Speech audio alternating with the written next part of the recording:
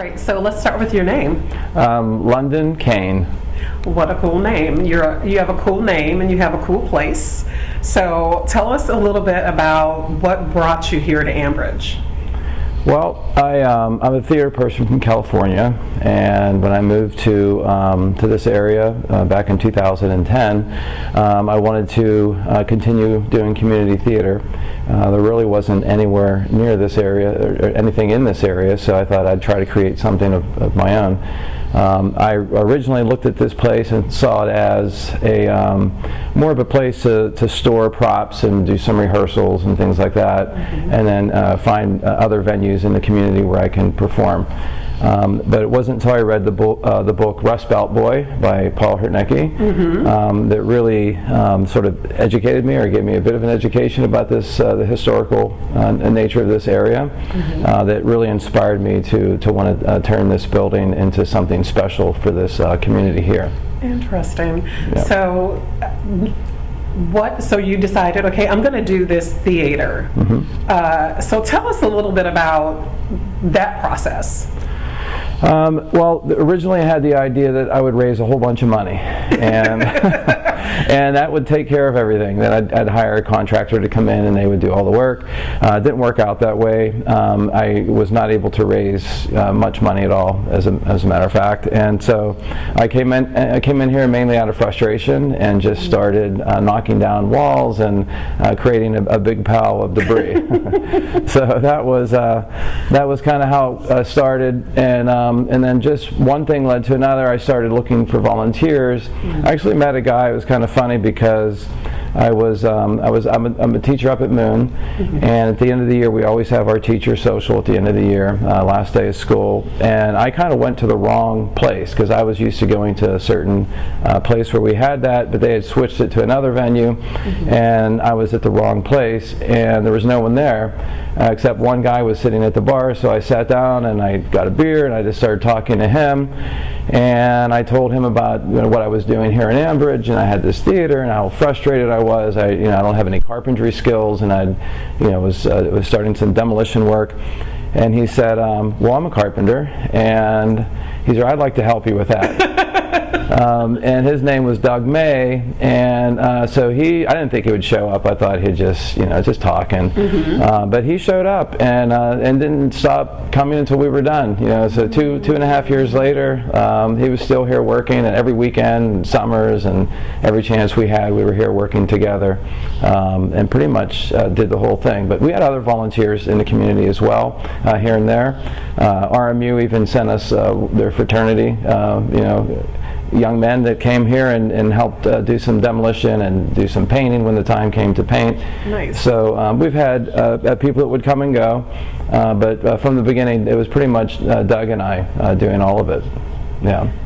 Well, you've done a beautiful job. It is amazing. I remember coming here when you first kind of got started, and it just is looking really amazing. Thank you. Garden space, the space that you have now for meetings, you're doing it, and it's exciting. I appreciate it. Thank you for coming to Ambridge, seriously. Thanks. Like, we need art in this community. That was the idea. I wanted to bring the arts here. I thought it definitely could use that, and it's nice to see that there are other venues now who are doing live music and other things, so it's kind of cool to see that kind of taking off here. The whole town has come a long way since 2016 when I first started work here on this building. Yes, I concur. It looks really good. So what do you hope to see in 5 years from now? I'd like to continue to see the arts grow here. I'd like to see a renaissance continue as far as the buildings and things like that go on Merchant Street, especially where you have a lot of businesses there that are still empty buildings. I'd like to see those spaces filled with businesses and see just a thriving community here again. Yes, I concur. So tell me a little bit about, what do you think are staples here? You've been here long enough to know what are some of the staples of the community. The history, number one, is such a rich history, and everything from history and culture. I mean, just it's a blue collar history here. So this is a town that knows how to work and to fight and not quit, not give up. And I just think that mentality is present, and it's always been here, and it still is here. It was when there was an economic downturn here for many years. People didn't just leave. I mean, some people did, but the people that stuck around are just battling and still fighting and trying to make it work here. So I admire that about the people here, and I think that's a testament to the people of Ambridge. But as far as staples go, you have, of course, culture. The food. And so they said there was a time when there was a bar and a church on every corner.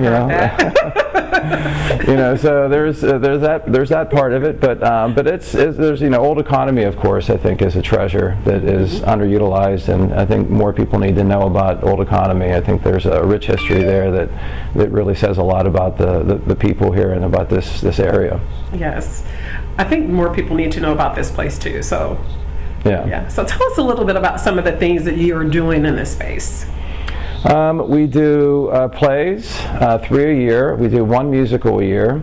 So that's kind of the main thing. But we also do stand-up comedy night. We bring in professional stand-up comedians from all over the country. Mainly the East Coast area, but we have people come from all over. So we have professional stand-up comedians come in. We do 5 of those shows a year.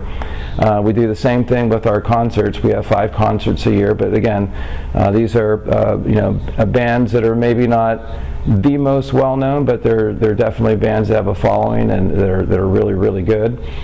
We bring those bands in from all over as well. We had a Heinz Endowment grant that pays for that, so that was a huge grant that we got 2 years in a row. So we're able to bring in some very good quality bands that come in and perform. So we do 5 comedy clubs, 5 concerts, and then we have a lot of kids programming here. We have dance class, we have voice lessons, music, we do plays, we do kids musicals. We have summer camps for kids, theater camp. So we have an art class for kids. We've done mindful meditation for kids. We've done yoga class. We've done a whole bunch of things for after-school programs here. Okay. We've also done a few adult programs as well. Like we had a writing program for seniors. That led to a performance where what they wrote, they got to get on stage and read it, and sort of almost a performance type of a reading. Yes. And we filled the place for that. That was another thing that was pretty cool. Next year, 2023, we're going to be doing an all-day festival outside a Latin American festival. We have an indoor stage and an outdoor stage. We have a courtyard, but we're going to utilize this little block of the street here. So we're going to have vendors outside. We're going to have food trucks with Peruvian food and Mexican food and Latin American food, a variety of different types of Latin American food. We have flamenco dancers and singers and musicians. We have mariachi bands. We have Peruvian women dressed in full costume doing a variety of dances that they do. So it's an all-day event. It's free to the public, and then the concert at night it goes along with that, the same theme that we're doing for the day. The concert's still a normal price, but we don't charge much. $18 for senior, $20 for adults for a concert ticket here. And like I said, the quality of band that we get, you couldn't pay that anywhere else. Yes. But we always want to keep, we try to keep the prices low when we do charge for a concert or comedy night or one of our plays or musicals. Those costs have to be met. We have to pay royalty fees and we have to pay the band members. So there is a slight cost, but we try to keep those prices low when we do charge things. I like that. I was just thinking when you were saying that it's not only accessible for people, but it's also accessible for them to bring someone with them. Because for Yes. $40, Right. come on now. Yeah.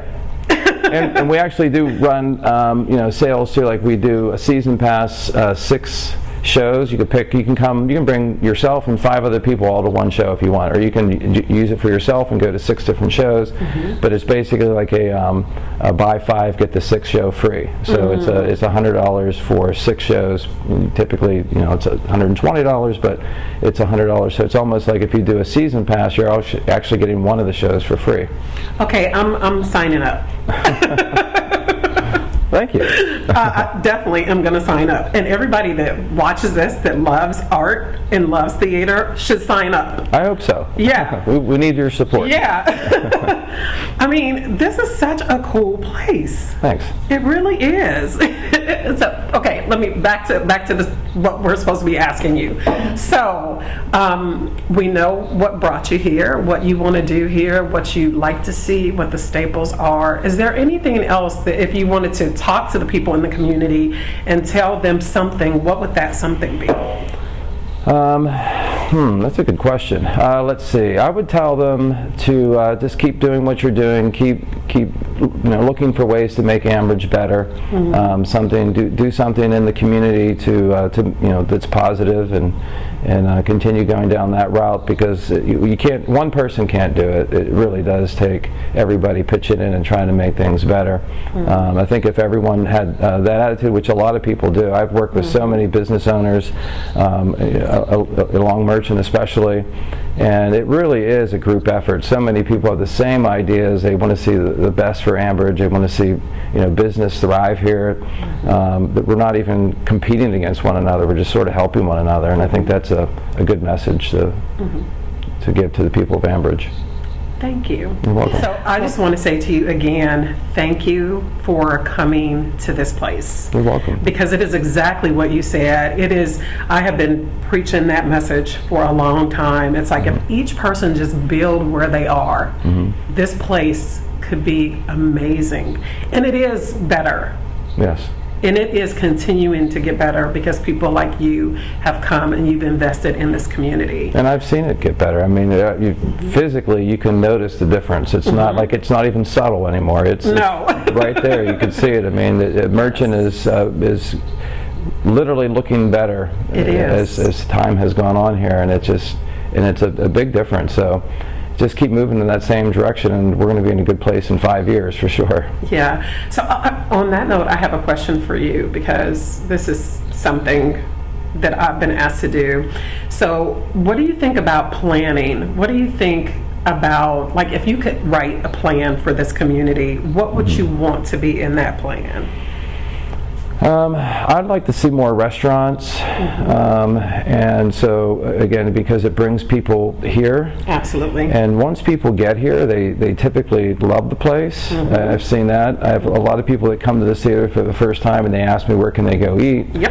And I'll send them to a variety of places here on Merchant, and they always come back saying the food was great choice, and it was an awesome place, and So I think if we have more places where I can send people and refer people to go to, that's always going to be a good thing. And I'm happy to do that. And so that would be, Yeah. Do you know what the galley is? What is the galley? I have her. Oh, yeah. What would you think about one of those being here? I think it's a good idea.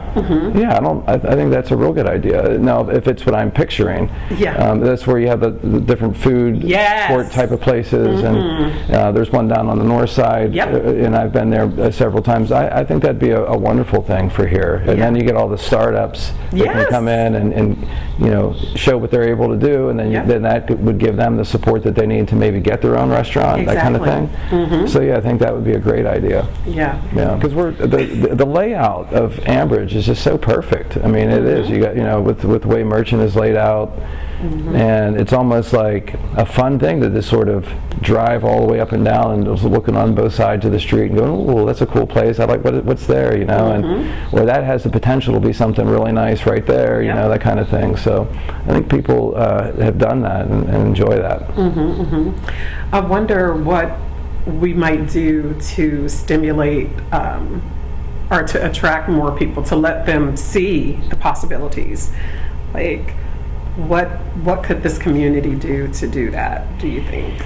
Well, I know like it was the 800 block, so you have the Bridgetown Tap House and Merchant Coffee and Fermata. and Fermata's. They sort of organized Jambridge last year, Yes. and so I think that was a great idea, and so I'm looking to maybe join that for next year. Yes. It actually falls on the same night as our Latin American festival, so I think having like the festival that we're planning here with the other things going on at the other end, and maybe getting a few other businesses involved, and just you know, and of course the Festival of the Churches is always a nice event as well.